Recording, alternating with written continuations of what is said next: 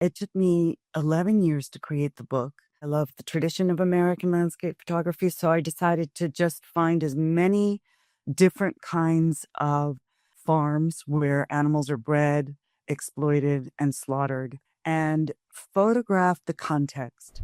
When you photograph an animal or a person, it's almost an act of empathy because, when you're really in the flow of it, you are the thing you're photographing.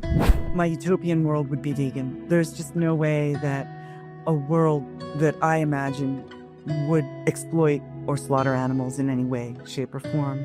The path to that is very imaginable.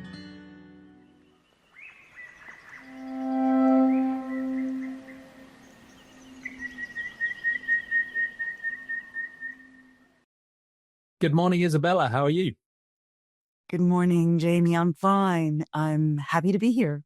Well, I hope you're surviving the heat wave. We're having a mini version in England, but as I was just saying, ours is much gentler than yours. So I hope you're doing okay and surviving. Hanging in there. Yeah. Well, it's wonderful to get you on as a guest to Sentientism because I was honored to hear that you're a listener and a subscriber too. So you know how this series of conversations goes. And I guess it's focused on what I think of the deepest and often quite sorely neglected philosophical questions, big questions like what's real and what's true, how do we understand this amazing universe, and just as importantly, the big questions of ethics, what matters and who matters, and how those themes run into how people are trying to make a better world. And I have an obvious bias because I'm trying to develop and popularize this really simple pluralistic worldview that I'm calling Sentientism, as you can see behind me, that I summarize as evidence, reason, and compassion for all sentient beings. So when we're trying to understand the universe, it's very open-minded about what we believe, but it does suggest we should make a good faith attempt to use evidence and reasoning, with humility, open-mindedness, a willingness to change our minds as a way of understanding stuff. And on the ethical question, again, it's quite open-minded, but it does insist that every sentient being, every being that can feel or can experience anything at all should matter and should matter seriously in our moral consideration. But I've been very lucky to talk to an amazing range of minds over 228 episodes now. And some of them agree with the Sentientism worldview, some of them don't, but we've had some fascinating conversations regardless. And it was also exciting to see that your amazing book, Censored Landscapes, has been endorsed by quite a few of my previous guests. So I'd counted Lisa Kemmerer, Jonathan Balcom, Joan MacArthur, Mark Beckhoff, and Robert Grillo. So we have some virtual connections as well as having you as a subscriber too. But I should stop rambling on. Before we get onto those big philosophical questions and how those underpin your work today, how would you best introduce yourself? My name is Isabella La Rocca Gonzalez. I am a vegan. I'm a artist photographer. I work with photographic media as well as mixed media. I taught art and photography for almost 30 years. And I am also an author and a writer. Yeah, wonderful. And I don't know if you want to say a few words about Censored Landscapes, your latest book, just to introduce it. We'll come back to it later, but. Sure. Yeah, it took me 11 years to create the book. It is kind of a conglomeration of different media. So it started because I photographed an abandoned egg farm where 50,000 hens had been abandoned in a battery cage egg farm. And that sort of clicked for me that I wanted to make landscapes that included sites of animal agriculture. I don't have the bravery to infiltrate these facilities and go in and expose the cruel practices of these facilities. But I love landscape photography. I love the tradition of American landscape photography. So I decided to just find as many different kinds of these kinds of farms where animals are bred, exploited, and slaughtered, and photograph the context. And then that led me to research the number of animals on each of these facilities, because it's mind-blowing, the number of animals that are crammed into such small spaces. And then that led me to photograph animals either on the facilities when legal or on sanctuaries where they live after being rescued, so that these animals are represented as individuals, because these numbers are just so, you can't wrap your mind around these numbers. There are tens, hundreds of thousands, sometimes millions of animals. And so humans, I don't think, really can envision that very well. And then it was very important for me to contextualize everything that I was photographing within, first of all, facts, very well documented research about the practices and impacts of animal agriculture, and also storytelling and poetry, because I think for me that I connect much more with information, with stories and poetry. Facts are good. It's good to have everything backed up, but I think many humans, the water in which we swim is stories and poetry. And so it's just a lot of different things that come together to paint a picture of the reality of farming animals. Yeah, thank you. And it's a fascinating achievement, because I think people will have a sort of sense of what landscape photography, for example, is. And that's obviously a centrally important part of the book. And landscape photography, I guess, has a reputation of taking a sort of idealized, romanticized view, certainly of the outside world. Those are the images that people will have on their walls, on calendars, or in posters. And I think it's really interesting to, on the one hand, inject a pretty brutal reality into those landscapes, but still have the beauty of the photography and the sort of compelling narratives and the stories and the poetry and the text that goes around it as well. So yeah, congratulations. But let's dig into a little bit your philosophical journey, which has then, I guess, led you to creating that work. And the first of those questions we ask is one, technically, I guess, is the question of epistemology, how we come to know things or how we come to believe things. And a common sense way of asking that question is, how do we work out what's real or what's true? And that's a very broad question, because it can apply to absolutely every topic we might think of. But quite often people's journey with respect to religion and the supernatural can be an interesting way into that. So I guess that might be a good place to start. If you go back to your childhood, or did you grow up in a sort of more religious or a supernatural or a spiritual context, or one that was maybe more scientifically minded or naturalistically minded or agnostic or atheistic? How did those deep questions about the nature of reality and how you should understand it get shaped in your early years, if you can remember? Well, buckle your seatbelts, because you're in for a long ride. Okay. My journey has been kind of influenced by a lot of things, but my mom was Mexican, my dad was Italian, and so I grew up with a very Catholic worldview. I went to 12 years of Catholic school, the whole thing, mass every Sunday. I did my first communion, confirmed, Stations of the Cross, Lent, fish on Good Friday, the whole thing, very steeped in that worldview.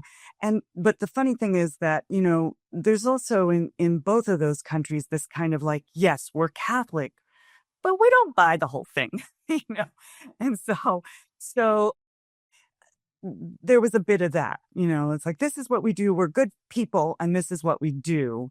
But, there's some stuff in there that maybe not. Yeah. And what was your experience of it as a kid? I kind of loved it. I liked the stories. I liked the pictures in the we had to memorize the catechism in school, and I liked the pictures, and I liked the stories, and I liked feeling that there was something out there that could make everything better. God was going to make everything better if I prayed and I was good, everything would be better. But as with many people, as I hit my teen years, I started some real deep questioning. And I was a big reader since I was a little girl. My dad was a big reader, and I wanted to be just like my dad when I was a little girl. So I read a lot. And there were 3 books that to this day stand out in my mind as being as putting me on my journey. And so 2 started my path to veganism, which was vegetarianism. I read A Diet for a Small Planet and I read The Jungle by Upton Sinclair. I was about maybe 13 or 14. Wow. And both of those really impressed me. Well, with The Jungle, even though it's more of a socialist novel, the descriptions of the meatpacking industry really just horrified me. And so I became a vegetarian, and not a great, no, I didn't know any other vegetarians. I didn't really, look much further into it. My mom was very accommodating, very sweet. We went and bought Loma Linda at the health food store. And so those two books set me on the path toward veganism. And then I tried to read another book called The Myth of Sisyphus by Albert Camus. Not sure what I understood at the time, but I think that may have started me down this path of existential angst. Yeah. I I think, and I'm not really sure I can tell you exactly when all this happened. I just know that these were the beginnings of the path. Also, around that time, I became very interested in meditation and yoga. This was the 70s and kind of post-hippie era, and yoga was just starting to take off in the United States. And I went to a good university, and they had yoga classes there. And so I also, at that point, decided I wanted to be an artist. And the thing about meditation and yoga and art is that they're a practice. And so what I concluded from all of that is that belief is not enough, that practice is what matters. And so I started on my very undisciplined journey, meditation and yoga, and much more practiced art journeys. And So practice became more important. Did that mean you left behind your Catholic beliefs, or did they sort of fade to the back a little bit because they were less relevant as you brought practice forward, or something else? I think I pretty much rejected the whole the whole Yeah. Catholic. Yeah.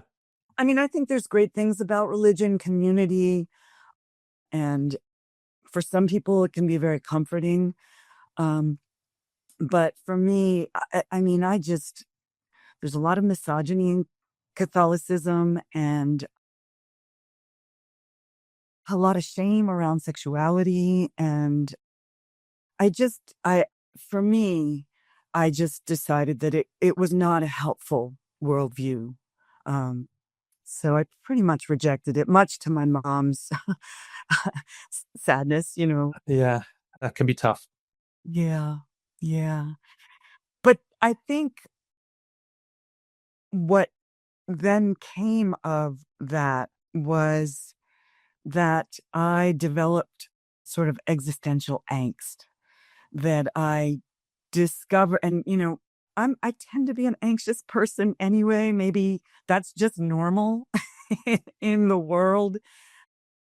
But I think, when I kind of dug down into the deepest roots of my anxiety, it was this terror that the qualities that I hold dearest, which are kindness, empathy, compassion, altruism, beauty, joy, love, I had this fear that those are all just human constructs, that we just made that all up to make ourselves meaningful. As Shakespeare wrote, just sound and fury in a tale told by an idiot, signifying nothing.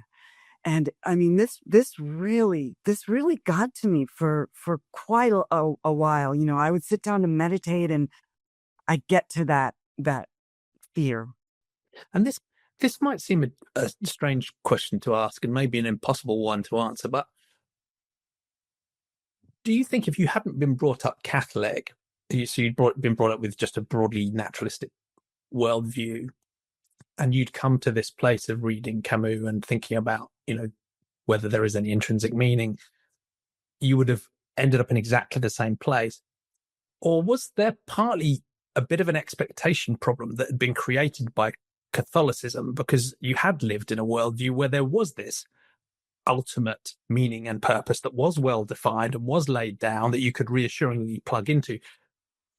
Does that question make sense? Was it because there was a gap against the reassuring Catholic structure, or was it a problem in itself that you would have found No, anyway? I think you've got a really good point there. Yeah, I mean, when I was a little girl, I prayed the rosary before I went to sleep. I really wanted to believe in this kind of ultimate goodness. And there's some so great stories about Jesus and doing unto others as you would have them do unto yourself, and loving others, and all of that really resonated with me. And I think that's why it was so important to me that that these qualities, these experiences that we have, these kind of transcendent experiences like love, are real and not just this kind of construction to make ourselves feel like life means something, and that it's all not just absurd. So yeah, I think probably Catholicism very likely set me up to kind of have that big fear.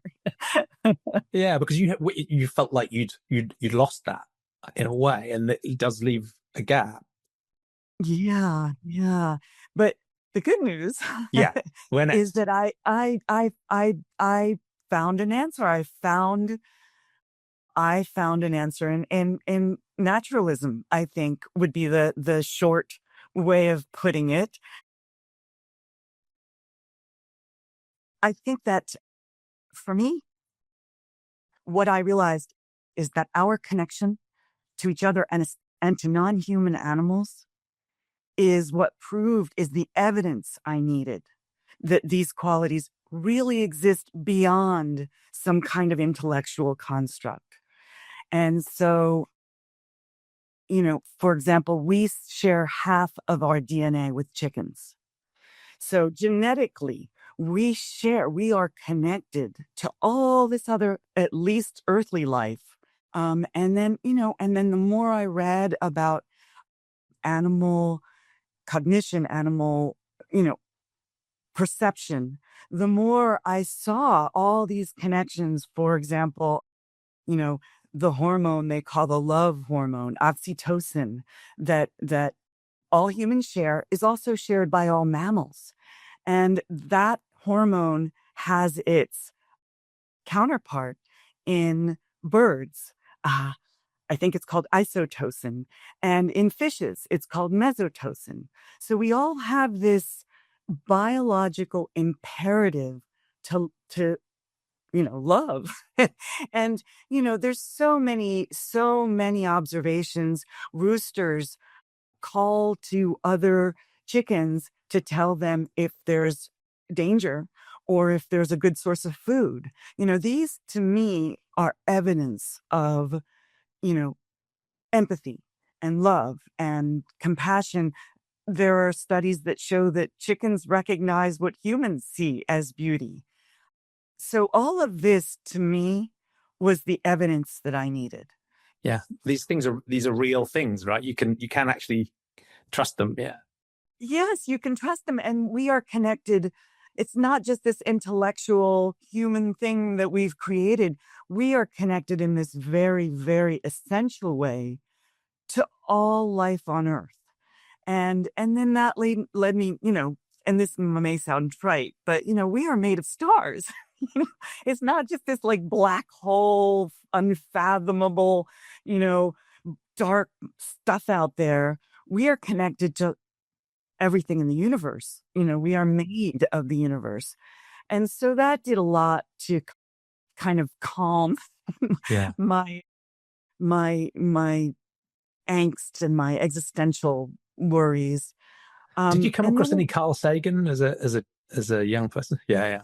yeah, It feels very much like that sort of, there is so much awe and wonder just in the real world, right?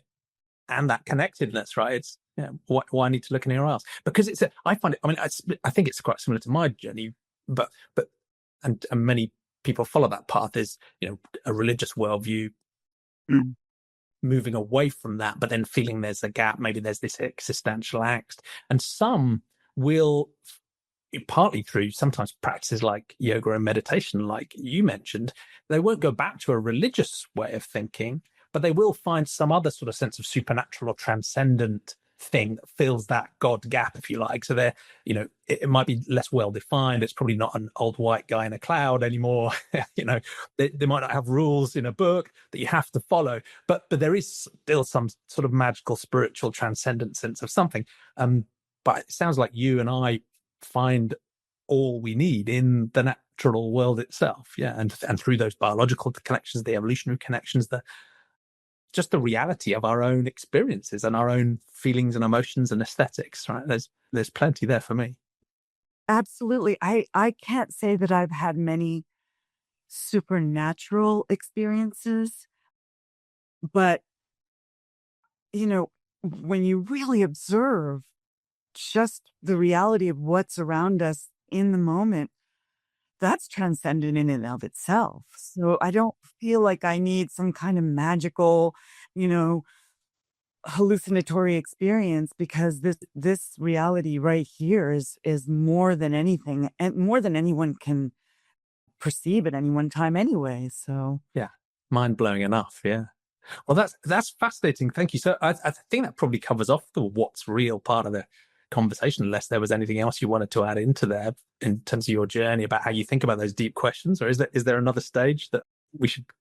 yes, I think photography was also, I think that kind of confirmed and pulled me out of that existential angst, especially with photographing the animals. I had been photographing animals before I worked on this book. I volunteered at the shelters, and I went to animal sanctuaries and did photography for them. And so that experience of when you photograph someone or an animal or a person, it's almost an act of empathy, because when you're really in the flow of it, you are the thing you're photographing. You lose all of this and the tools and all of that, and you put yourself where you're photographing. And doing that with non-human animals was just such a widening experience, because I'd read about animal perception, and then I could sort of see how they were perceiving me and get a sense of, I mean, of course, I'm never going to smell like a dog or see like a chicken, who see many more colors than we do, but I could imagine it. I could put myself in their place and at least try to imagine it. So that kind of brought me deeper into a great connection with what I consider a greater whole. Yeah, because I think, of course, in a way, we can never escape our own perspective. We're always going to be trapped in it. But the ability to conceive of other people's perspective and other beings' perspective, and photography's role in mediating that is an important part, I think, of having a richer appreciation of, the reality that is probably out there. So yeah, it's a fascinating angle too. So let's come on to the next questions, which are more about ethics. And the first question really is about what matters, what's at the root of ethics, if there is such a thing there. What do good and bad and right and wrong even mean? So it'd be fascinating to explore your journey, because I guess starting out in a very Catholic setup, one, there's a bunch of things you're told as facts, right? God exists, Christ's resurrection, there's a set of facts, but there's also a rich value structure there about how you are supposed to behave, and rewards and punishment, and how those things link together. So, but you talked about, even from a child, you had quite a rich sense of empathy and compassion and love. In that Catholic context, do you remember thinking that those things were the root of ethics, or was the ultimate reason we should be kind and compassionate and loving and empathic because the religion and the God told us to do it? How did those things relate? Again, it's a bit tough to remember back to our childhoods, but I think that's an excellent question. I'm sure when I was the oldest child, and which I think seems that there's some studies that show that oldest children tend to want to please their parents, and parents don't have more time to dote on the oldest child before the other children come along. And so I was a very good girl. I was, I never broke the rules. I was quiet, soft spoken, smiled, didn't speak unless I was spoken to. And so I really wanted to be good. I wanted people to think of me as good, and I wanted to feel that I was good. So I'm sure that I don't think that I've shed all of that over all of my life. I think there's still, this desire to feel that I am good and to have people perceive me as good. And And what did good mean for you as a child? well, as a child, I think it was, following the 10 Commandments, doing as Jesus says, not taking the name of the Lord thy God in vain. you know, um, some of them are just so easy. Like, I'm not going to kill anybody. But as I grew older, actually, when you really look at that commandment, thou shalt not kill. Pretty The clear. commandment is not, thou shalt not kill other humans, you know? And so, I think I, I think for me, there's a lot of goodness in those commandments, but there's also some things that just, I'm never going to covet my neighbor's wife. You know? I don't think that that's ever going to be an issue.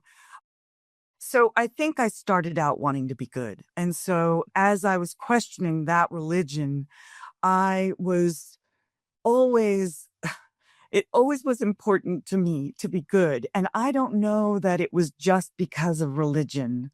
I think there's probably, some maybe because of my family and the rewards I got for being good. And, you know, that's what's rewarded. And you want to continue doing what's rewarded. So there was probably a lot of conditioning that, that led me to want to be good. So I think it's just the confluence of all those things. And that still continues to be important for me. For whatever reason, I want it is it I get meaning in my life from wanting to choose the right path to do. And then this is something that I learned from yoga. It's a founding tenet of yoga is ahimsa, which is to do the least harm. And that just resonated with me.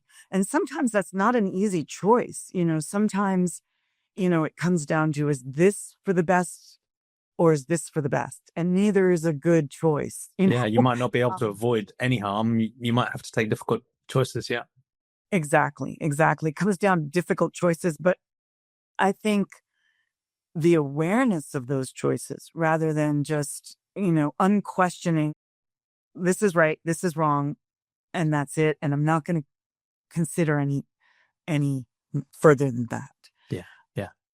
So it sounds like there was obviously some Catholic structure around what it meant to be good and the foundations of ethics, but the core about compassion and empathy and caring for others and not harming others carried through even as you moved away from Catholicism. I'd imagine that stuff was challenged and was difficult through the existential stuff, because I guess part of that is, does anything matter at all, really, even being kind and good to each other, right?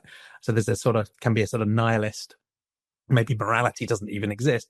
But then, as you sort of explained, that reconnected to this naturalistic understanding that other beings do exist, things matter to them, we can matter to each other, and that matters. Is that roughly the path? So it feels like that the core, even the childhood core, is carried through even as your worldview's changed quite radically.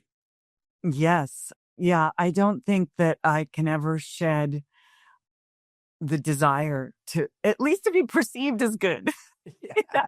I mean, there's some ego in there too, Of course. but yeah, I that has kind of, even during my, phase of all the questioning and angst, I just thought, well, I don't have any evidence that it's not good to do this. So I'm just going to kind of keep the practices up, and, hopefully the anxiety and the fear will resolve somehow. And so, yeah, I don't, and, I think maybe that's a good thing about religion, is this peer pressure, to be good when all else fails.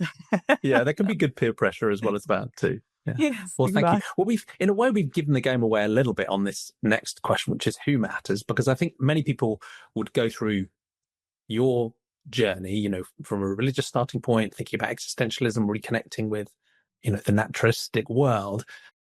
And they might do all of that process only really thinking about humans. And they would still be talking about compassion and empathy and care and love.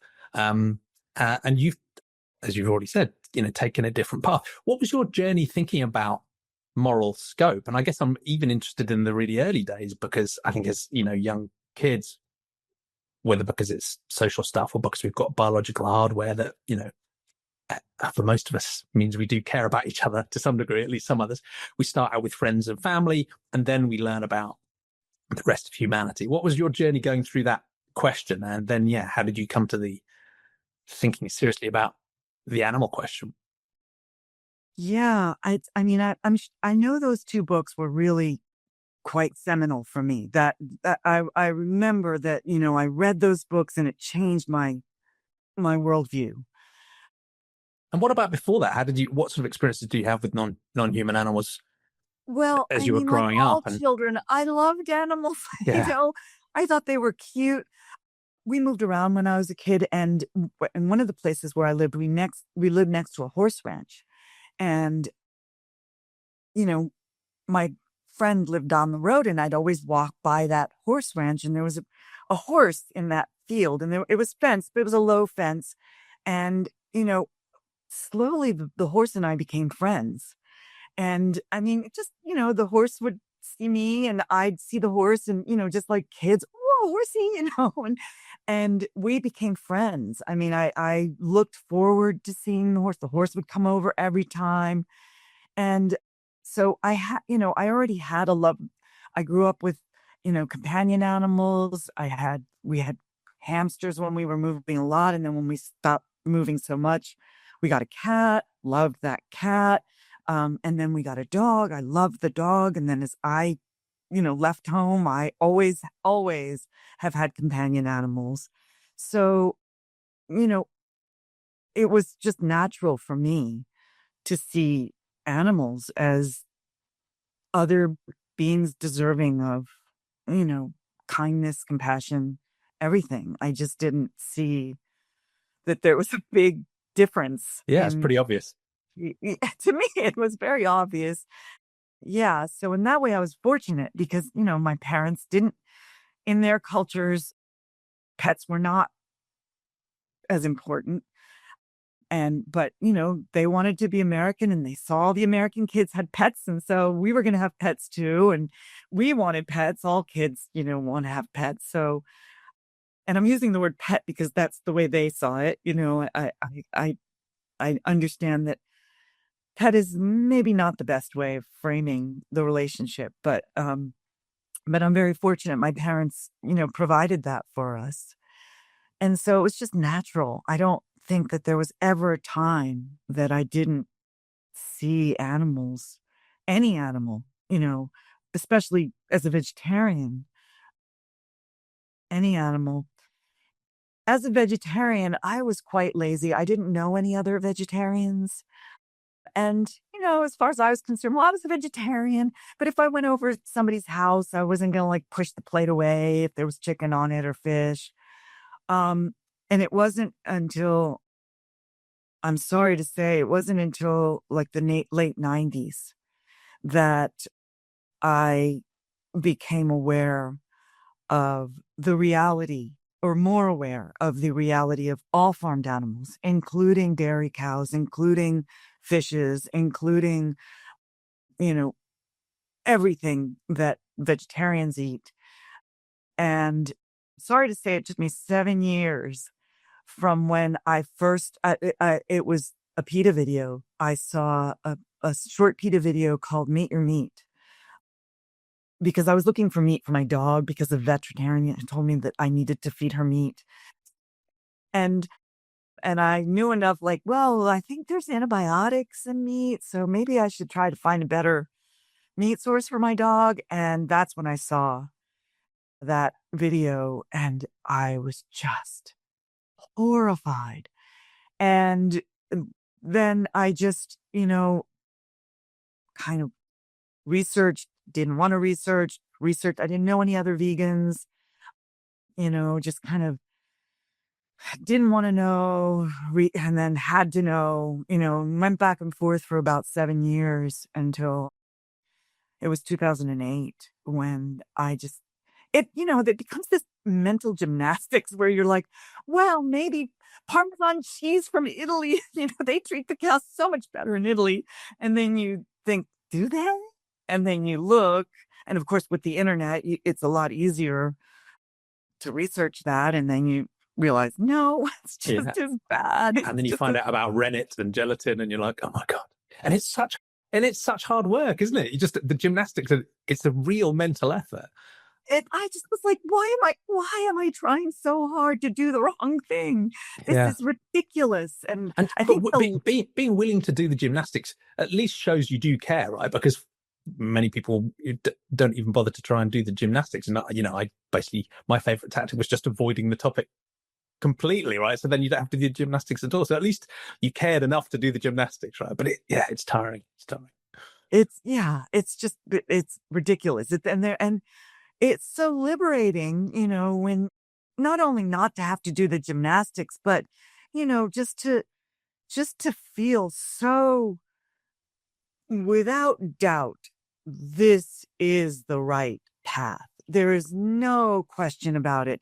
I mean, maybe those 7 years is what I needed to be completely without a doubt that this, without question, is the right path. That there's no doubt, there's no, so it's liberating, it's truly liberating. It really is. And it doesn't mean it's perfect or that the journey's complete or we've found some magical way of avoiding any harm or exploitation in our lives. But the confidence that at least that is a big important step and you've taken it to the best of your ability is, it's refreshing and a joy, right? Yes. And going back in time a little bit, do you remember whether your Catholicism said anything about non-human animals? Obviously, there's, Fish on Fridays as a tradition. There's the idea of thou shalt not kill, which obviously people just assume is humans.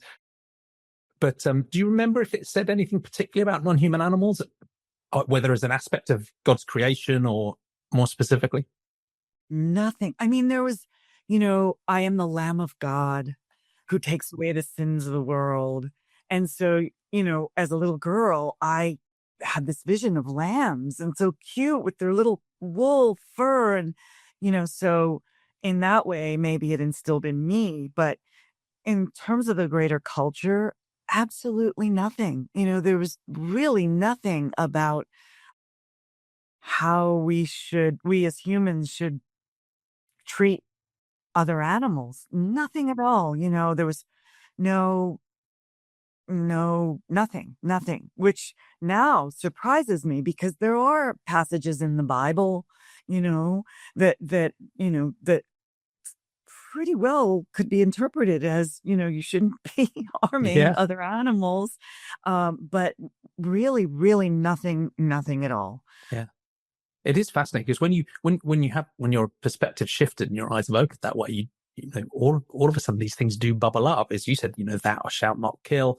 I've had some fascinating conversations recently with Matthew Halterman, with David Clough, both of whom are working from within a Christian tradition to try and move Christian communities essentially in our direction. Because you look at, the Garden of Eden, you look at the prophecies in Isaiah.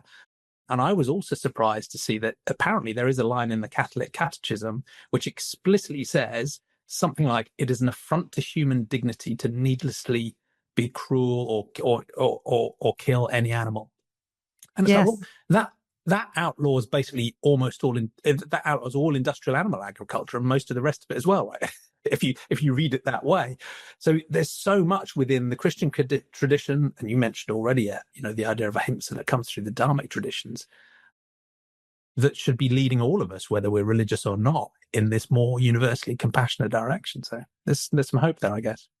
Yeah, and I would love to see more veganism within religious traditions, because there is nothing that that contradicts any religious tradition. Kosher. It's so much easier to be kosher if you're vegan. Like Yeah. all that dairy and meat and all that. Many of my kosher friends have just become vegan because it's just easier. Why go through all that? It can almost be like a universal food, right? It could be halal, it can be kosher. You can obviously address the the allergies and the sensitivities as well. You can almost get to a type of food that basically everybody could eat and be healthy, right? So yeah, I'm going to use the dirty word. It's very inclusive. Yeah. Exactly. So there's a couple of other questions on this sort of who matters question that I'd like to explore with you a little bit. One, and this is tough even for many vegans and animal advocates, because we're understandably so focused on ending human oppression and exploitation of non-human animals that we don't want to be distracted. But I still think it's an important topic, which is that of wild animals. And again, going back to the idea of landscape photography and nature photography in general, can be quite a romanticization of what the natural world is like. People like to think is idyllic and perfect, and all the beings within it are happy. And I wish that was true. I'm sure there's lots of joy amongst wild sentient beings, but there's also a lot of suffering as well. How do you think about that question of maybe the quadrillions of wild animals that are out there, some of them living good lives, some of them living difficult lives? How do you engage with that topic?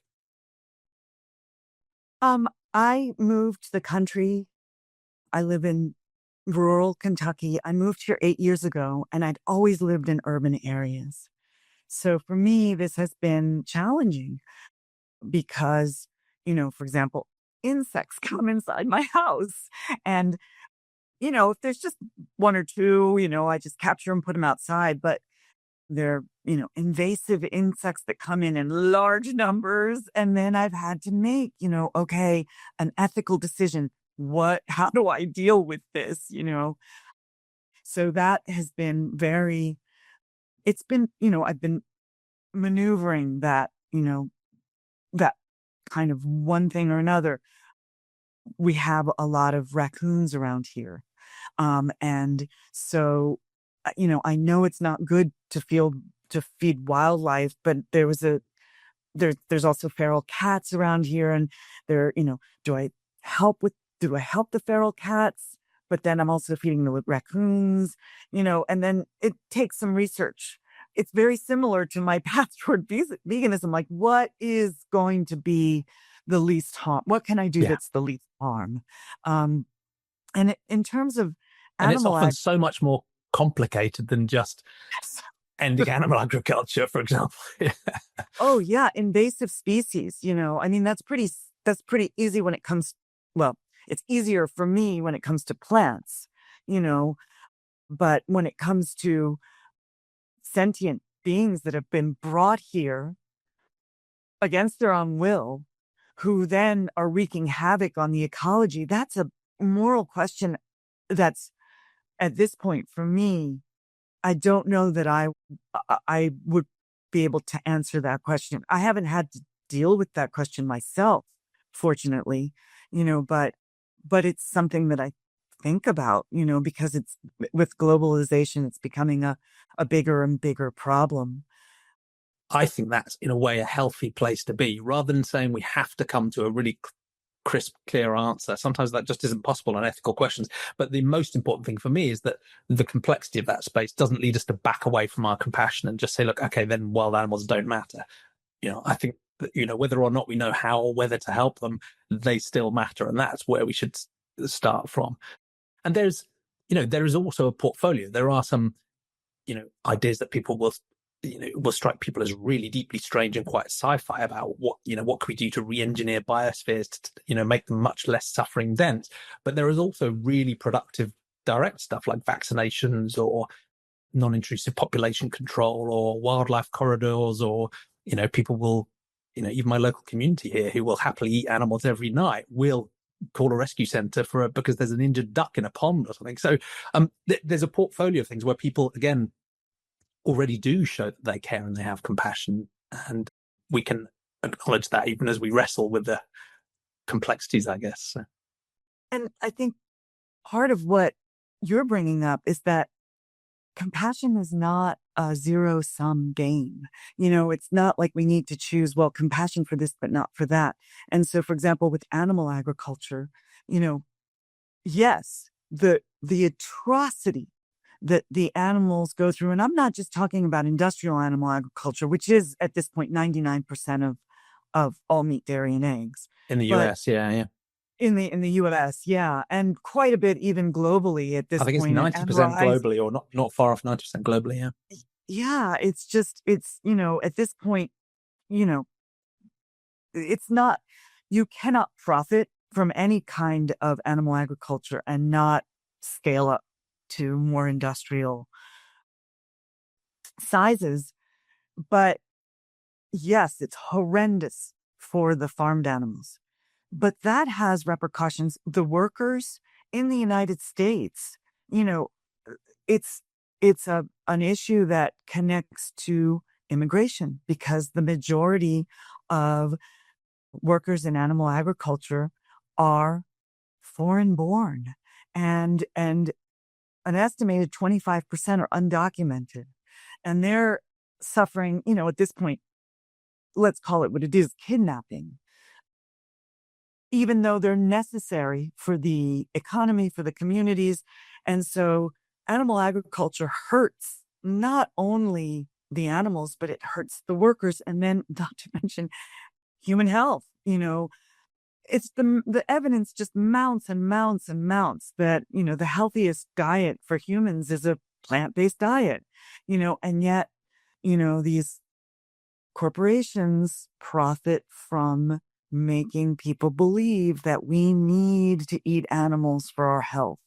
And so, this it's harming ourselves, not to mention the pandemics. I don't mention that much in the book, but, industrial animal agriculture is a perfect petri dish for pandemics. And it has become so in the United States. They're culling millions of chickens in the cruelest way possible, paid for by the government. Try and curb the possibility of another human pandemic. And then that leads into the economic impacts. In the United States, the federal government subsidizes animal agriculture to the tune of $72 billion. Imagine what could be done with that money that is not cruel and destructive, and that helps instead of hurts. So the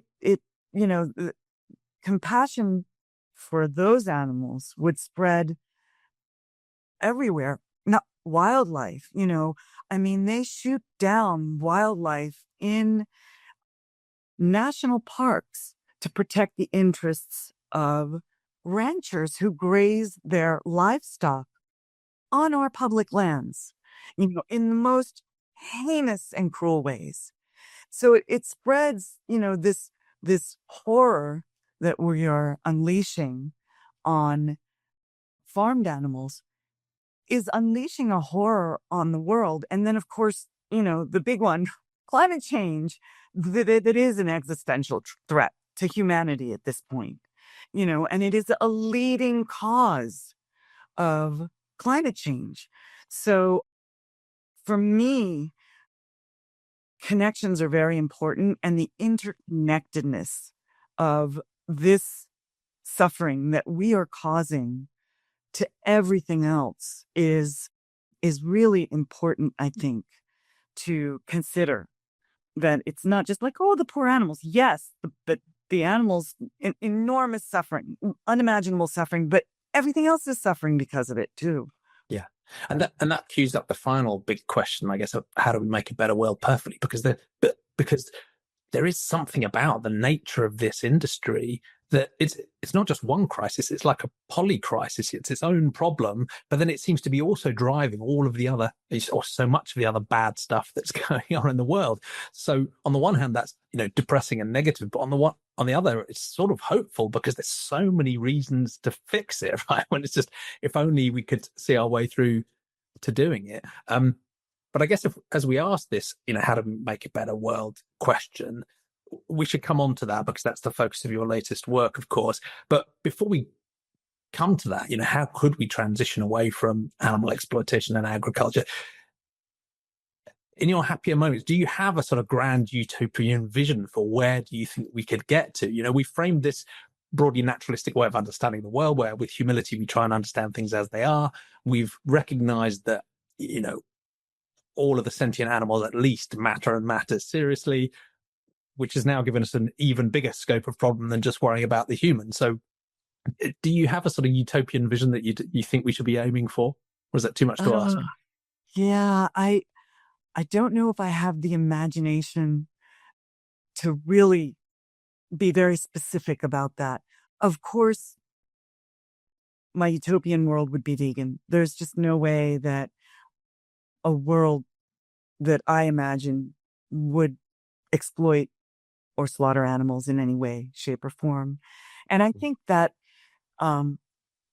it's not easy, but I think the path to that is imaginable, is very imaginable. And maybe it'll happen in my lifetime, even.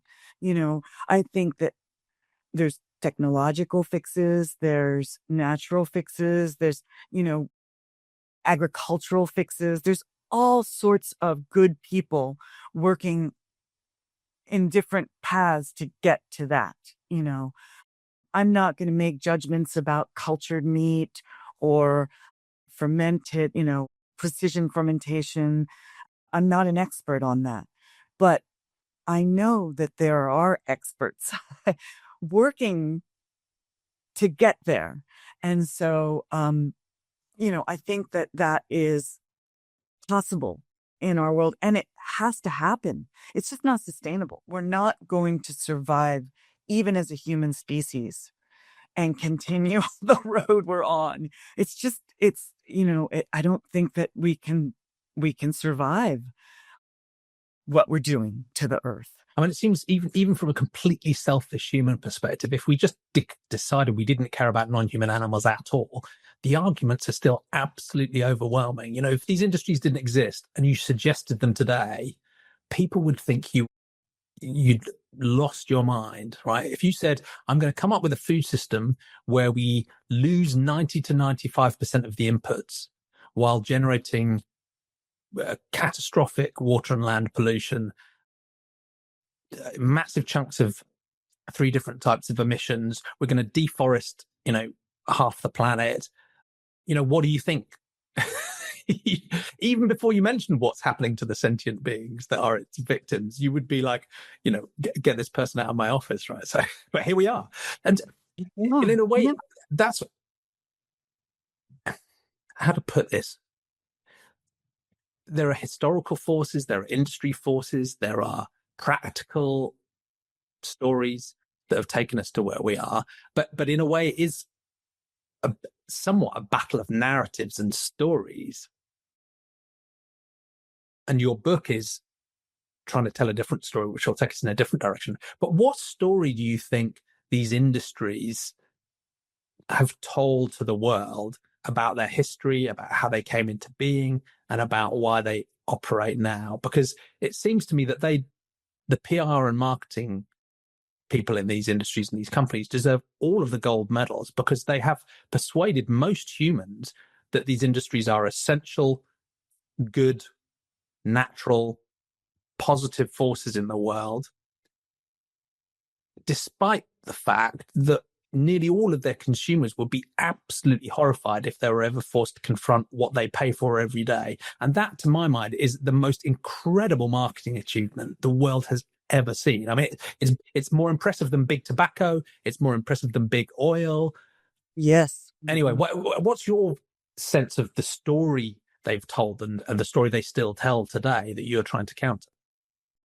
I think it's touching on some of the things that we know are not true, basically telling lies, telling a lie that this is healthy. I think that's a big milk is good for your bones. Protein, you need good, lean protein, you know. And every time there's a little bit of dissent, they come up with another story, that right now, the story that is going around is that seed oils are bad for you and that we need to use beef tallow, much healthier, much less processed.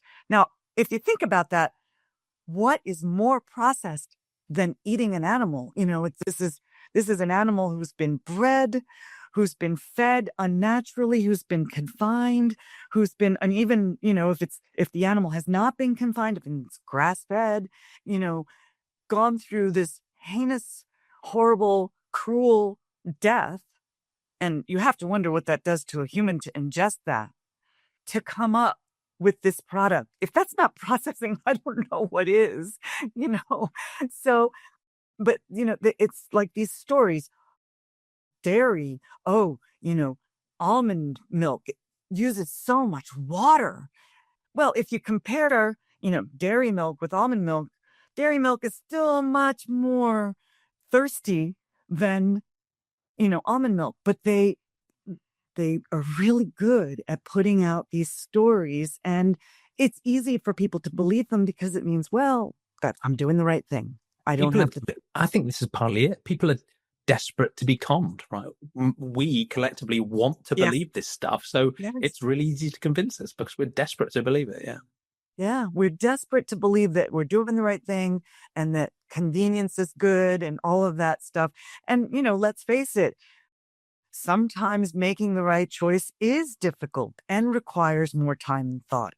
And it's just so much easier to say, oh, here's this video that's saying all this stuff about beef tallow. I'm just, I'm going to go for that.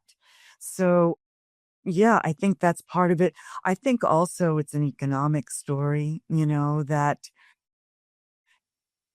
it's an immensely profitable industry for a certain powerful,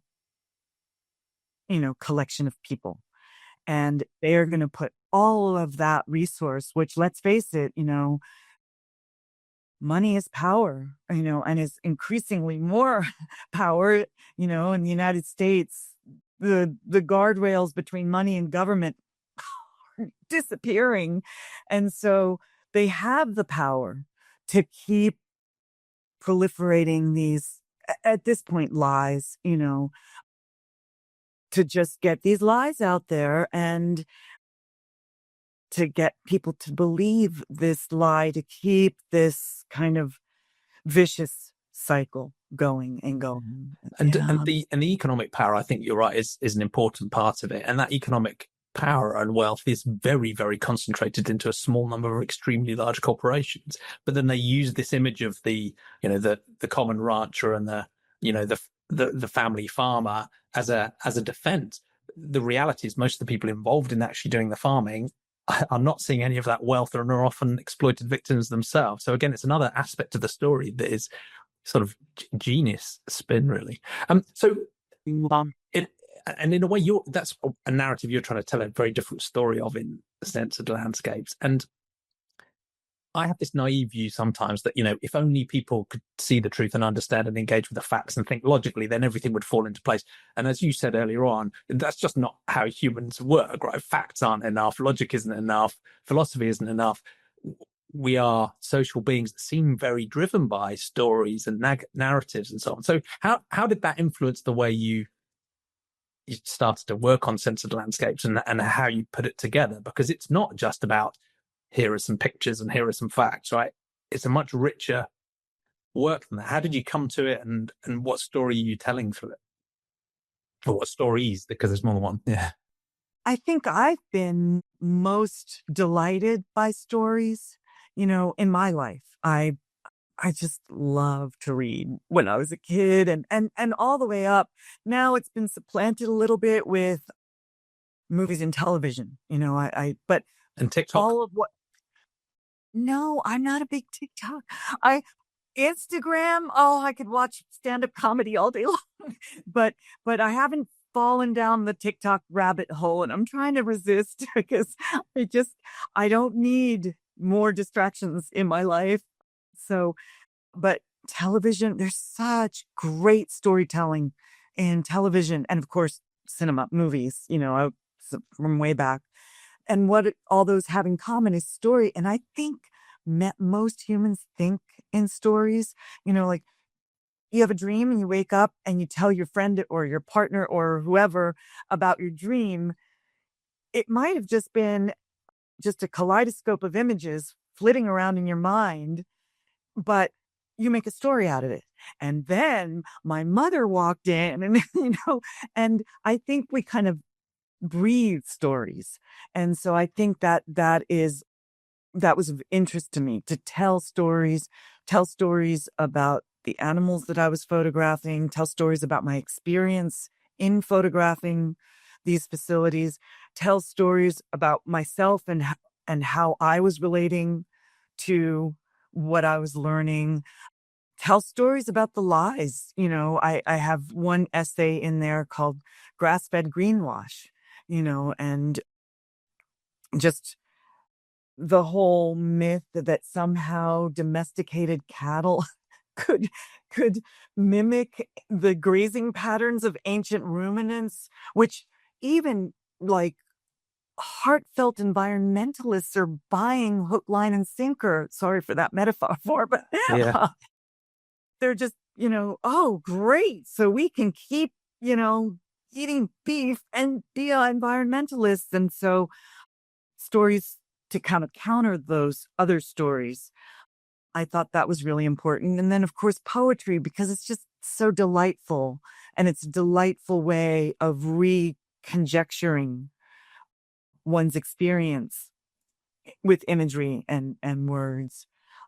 So all of those things for me were kind of part of the arsenal of what I wanted, what I had the resources to use to to to make this kind of holistic view of this reality, the reality. This is the reality of animal agriculture. And one of the things that's distinctive about your work, I think, graphic imagery can be very impactful for some people. It can be that shock factor, like when you're reading Upton Sinclair, when the horror of it is revealed to you and you will change. For many people, it doesn't have that impact. And there are many places around the world where, animals are slaughtered on the street in front of children and no one, bats an eyelid, right? So I don't think it's always as direct a route as we'd like. And you take a very different approach because your perspective, puts animals into the landscape, into the context, but it's often quite, wide camera angle and broad, and you're insisting this reality gets inserted into our romantic view of the landscape.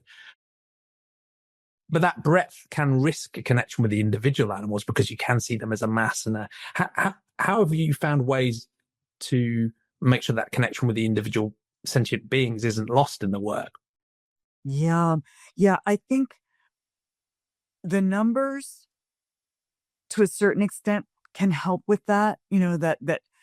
On this chicken and turkey farm, there are 300,000 animals. Like, in this warehouse, because that's what they look like, warehouses. So that was one way I thought of representing the animals. And then, of course, the portraits of the animals. Occasionally, I was able to photograph them on the facilities, but much of the time I went and visited, animal sanctuaries where these animals, this tiny, tiny fraction of survivors of this industry can live out their life, in peace with compassion and love. And I'm very grateful to the animal sanctuaries that allowed me to come because I hung out. I didn't just come and click, click, click. I came, I hung out. I tried to help out, to become part of the scene. So it wasn't just the stranger with a big eye, staring in at an animal.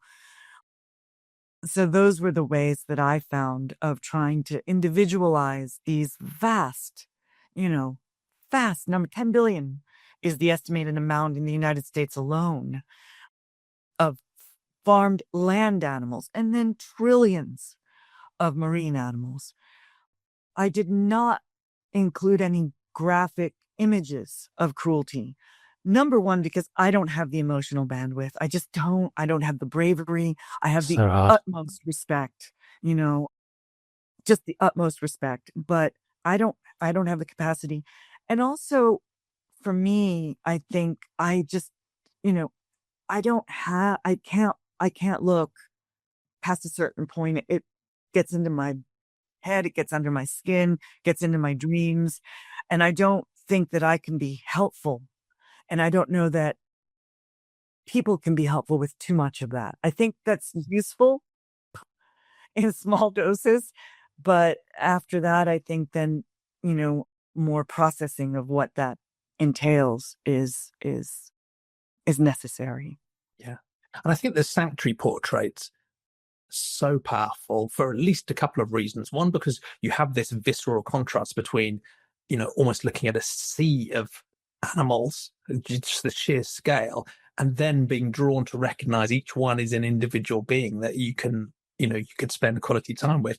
And then there is the contrast in the brutal reality of what their lives are like and what a good life for them might be, which is very similar to the way you and I might describe a good life, which is we want to lead a long, happy life with our families and, to the extent we can, help others, right? I mean, that's pretty much what many of them want, particularly the social animal species. So that contrast in the positive potential of what a great life in a sanctuary could be, cared for and caring for others, is as important as just the moral imperative to end the horrible brutality of the slaughterhouse and what's going on there. That positive story is as much as compelling, and maybe even more compelling for some people. Mhm. Yeah, I agree. So Yeah. you talked already about as you explored this industry and documented it and told stories about it in Censored Landscapes, that it wasn't just a question of the brutality and the exploitation of animals. It was also an exploration of connecting all of these other issues. When we're thinking about climate change, you talked about that. When we think about human health, you've talked about that already, and we could delve more deeply into those. But how do you think the story of this industry and our exploitation of non-humans relates to intrahuman ethics, both historically and today? Because I find that a really rich, interesting, entangled story too. How does the reality of how we treat each other as humans link to this industry over time and today, and what stories can we tell about that? Yeah, it's interesting because as I was kind of researching and putting this book together, what I realized is that all of these kind of social justice movements are interconnected.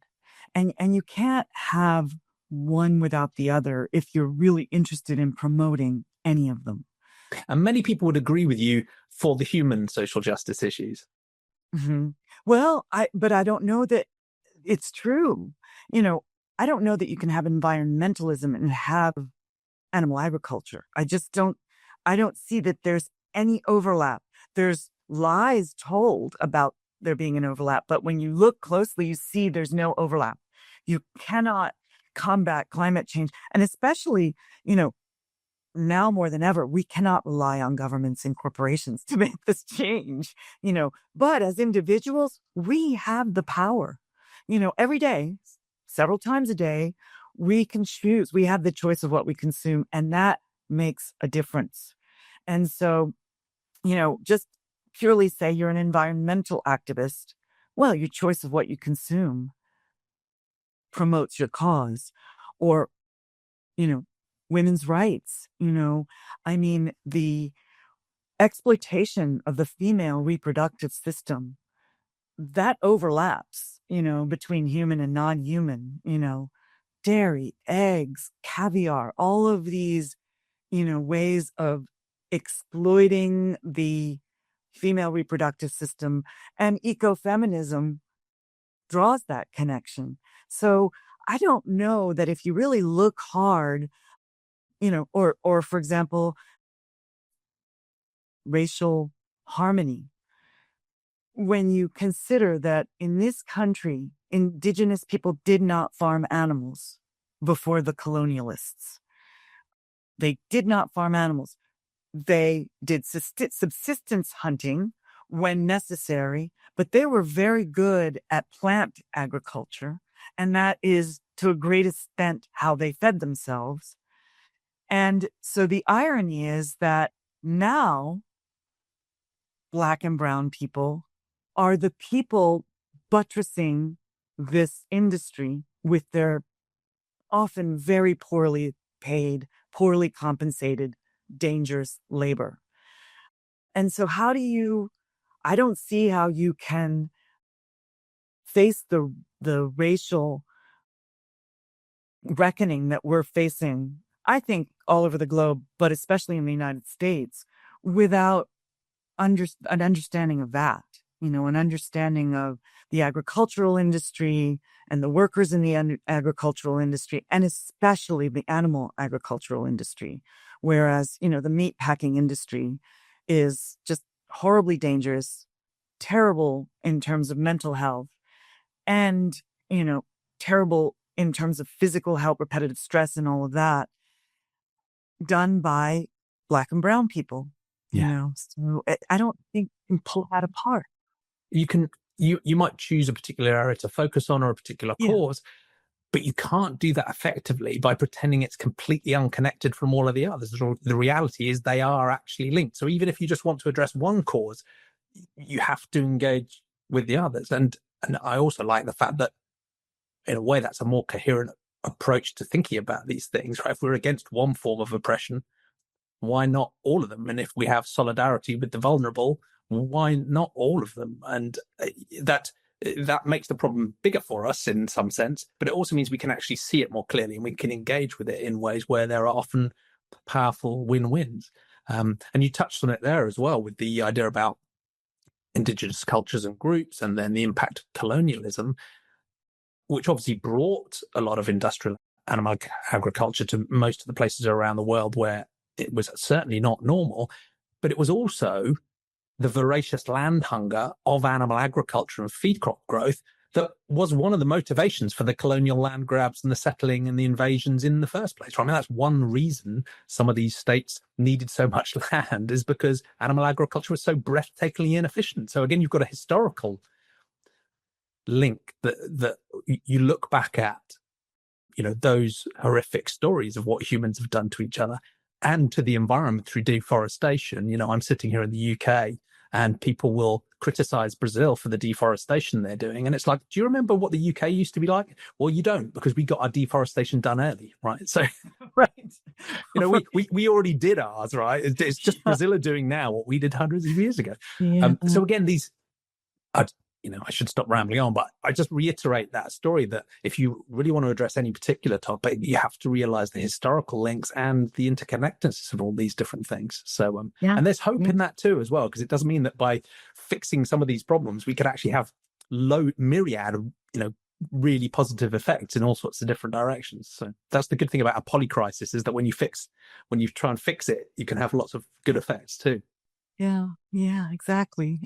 And that's why, for me, sentientism has been very important, because when I do grapple with these moral issues, sentience can be a rudder, to kind of help us to connect to other beings, other animals who are not like we are, but who we are deeply connected to.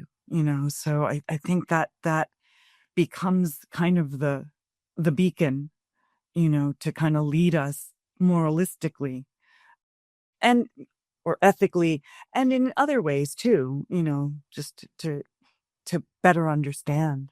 Yeah, that's the core for me. Every sentient being, however simple, matters to themselves in some way. Mm-hmm. Yes. And that is the moral that's where the moral obligation for us to care about them comes from. You matter to yourself. And therefore, if I want to call myself moral, you should matter to me. And that's true even if you're very different from me, right? If you matter to yourself, you have those experiences, things can go well or badly for you, you can be harmed or benefited, then you are a moral patient. And I might not know what to do about that. I might not have the ability to help. I might be conflicted about, the best way forward, but setting that baseline of at least saying every sentient being matters Yeah. feels like an important foundation. And it doesn't pretend to solve all of the problems by any means. There's so much to still work through, but at least that foundation feels solid to me. And it does it in a naturalistic way. Yeah. Yes. And it solves a lot of the problems that we're currently facing as a whole, not just humans, but as, the planet. So it's a really good starting point, if not a good middle path as well. Yeah. Thank you. I think so. Well, it's been an absolutely fascinating conversation. Thank you so much for spending the time with me. Censored Landscapes is a real triumph, and I think it will help to shift the narrative in a more compassionate direction. And it's one that I think most people want to go in their heart of hearts anyway. So hopefully we'll be pushing an open door. Is there anything else you wanted to add into our conversation? Now we've answered what's real, who matters, and how to make a better world. Oh, gosh. No, I guess my wish for this book is that it could be found in any library in the world. And I know that's just in my imagination, but I would just love it to be freely accessible, and so more important than buying the book is to request it at your library, because that will give access. Libraries are one of the win-win-wins in our society still to this day. And so if people can just access it in the library, that would be, I think, very helpful. Yeah, that's great. It's a great call to action. So order it for your library. Go buy one yourself as well. Where would you point people to go and buy the book? Is there an obvious place to go? I can include links in the show notes, but Yeah, of course, Amazon, it's become the behemoth of publishing. It's also available online on Barnes and Noble and Bookshop. Yeah, and I have a website for the book. It's pretty easy to remember. It's www.censoredlandscapes.com. It's just all lowercase, all, Censored Landscapes, all one word, no dashes or anything. I will include that. And Bookshop is quite a cool system, isn't it? Because I think it runs in the US now, and there's a version in the UK where it has a pretty full catalogue of books. But when you order the book, it will actually buy it from your local bookshop, as I understand it. So that's quite a nice way if you don't want to channel more money to the Amazons and the Barnes and Nobles. So yeah, exactly. Bookshop is a good thing to do. And how about you personally? Yeah, I know you're not on TikTok quite yet, but where would you suggest people follow you if they want to keep up with your other work and your future projects? I am on Instagram. I don't have much of the following on Instagram, but I am. It's EYELAROCCA is my Instagram handle, and the same on Blue Sky, which is kind of the new Twitter, or new X, I guess, is the thing. And it's the same ILAROCCA. And then Facebook, it's still there. And I don't know if it's a great way of, whatever, but, It is what it is. Our biggest Sentientism group is on there, and I love the group, but just really not worth scrolling through your Facebook feed these days. It's I know. the worst slop you can imagine, but the groups are good. I'll have to invite you. Yeah, the groups are great. That's why I stay on it. The groups are great, and I learned how to make sourdough on there and gardening, and so it's worth it. There's still some glimmers of hope. Yeah. Cool. Well, I shall let you go. Good luck staying cool in the heat wave, and it's been such a pleasure to have you as a guest on Sentientism. Thank you, Isabella. Thank you for everything you're doing, Jamie, for all animals. And it's great to talk to you. I really appreciate it. Likewise. Speak to you soon. Stay in touch. Okay. You too. Bye-bye.